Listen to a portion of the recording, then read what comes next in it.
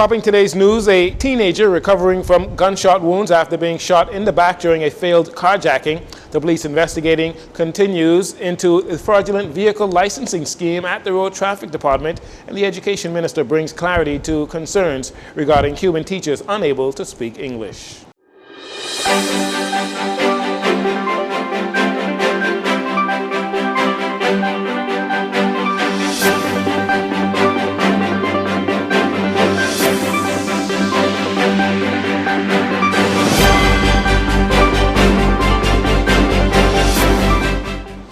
Good evening, Bahamas. I'm Jcn Saunders. This is your JCN Evening News. It is a pleasure to have you join us.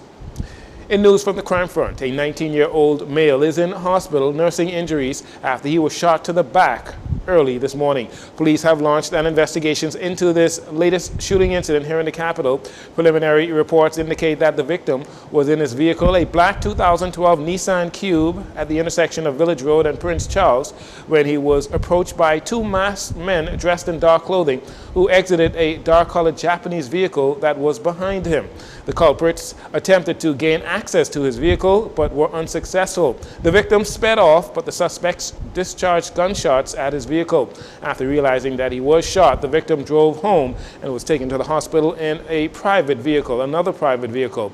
He is listed now in stable condition. Police are appealing to members of the public who may have any information as it pertains to this incident or any other criminal matter to contact 919-911. You can call CID or Crime Stoppers anonymously at 328-TIPS, 328-8477.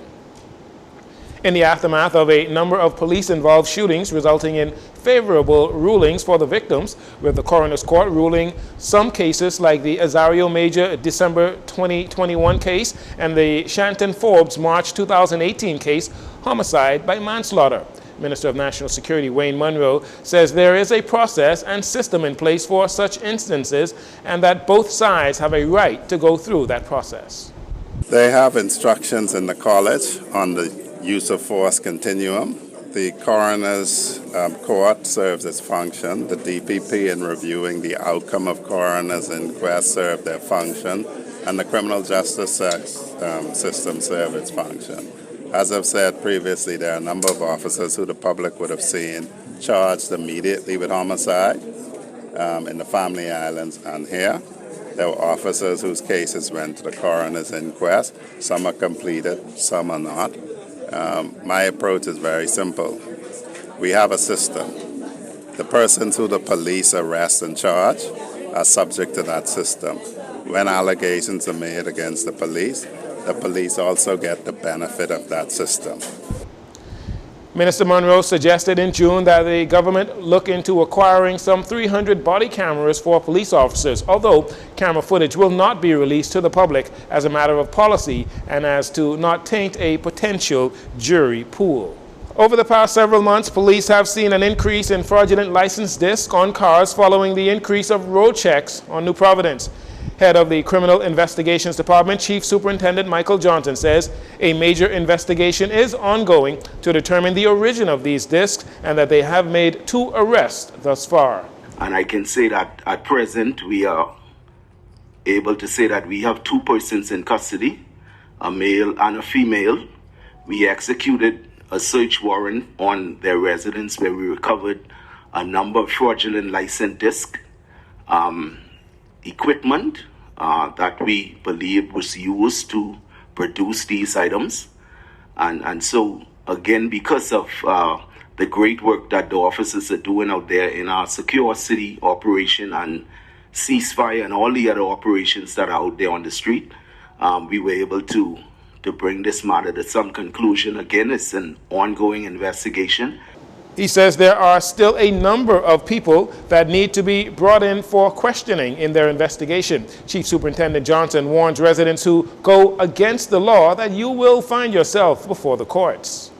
If you do not go about the legal process of obtaining a driver's license or having your car license, you could find yourself before the court being arrested and charged for possessing these documents.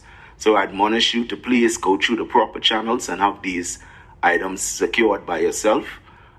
Again, it's because of the excellent work that the officers are doing out there on the operations that we receive the success. Thank you. Despite complaints from some motorists over the many roadblocks, police have declared that they will continue with the multiple road operations to capture lawbreakers. The Department of Labor is seeking to implement a new policy unit to aid qualified Bahamian workers in filling positions once held by foreign workers. While acknowledging the need for some foreign laborers, Labor and Public Service Minister Pierre Glover emphasized the government's agenda to crack down on granting work permits. While we understand that foreign labor is a vital part of our country and is needed in key areas, especially where there's a lack of local capacity, but there are sectors in our country where there are questions that have been asked by qualified Bahamians when they notice that certain roles, sometimes not high-skilled roles, are being filled by non-Bahamians without the existence of a clear plan to train a Bahamian for that role. And in our estimation, and in mine in particular, this has gone on for far too long. So while we may have laws and policies in place, oversight and enforcement has been lacking historically.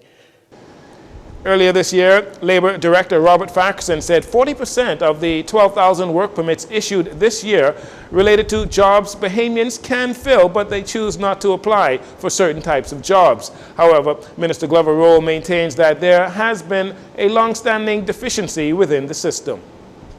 So this is a major priority of our Davis administration, and today I'm proud to announce that we are planning the formation of a new unit just a few days into my new portfolio that will enforce the law of the Bahamas as it relates to our notice of vacancy process and understudy policies.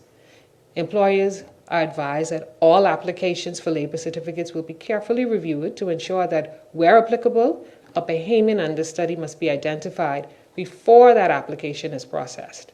So this new task force will be following up to ensure that the identified Bahamian is receiving the training that they were promised so that they can eventually assimilate into the role.